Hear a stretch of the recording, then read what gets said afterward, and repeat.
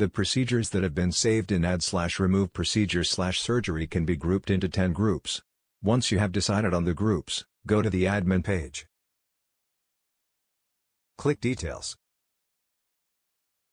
Before grouping can be done, make sure all the procedures have been saved in add/remove procedure/surgery.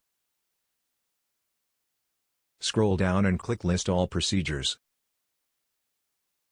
These are the procedures and costs as saved under add/remove procedure/surgery. 10 groups are available. Ungrouped procedures will come under separate group called No Group. Tick this button to remove the procedure from any group.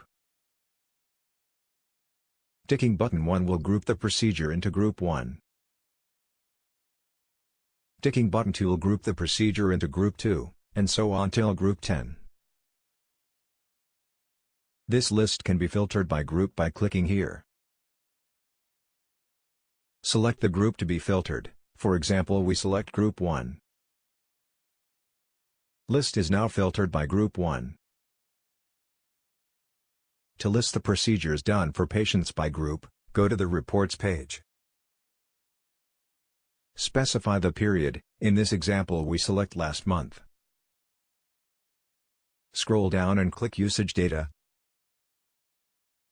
Select Procedures. And click List.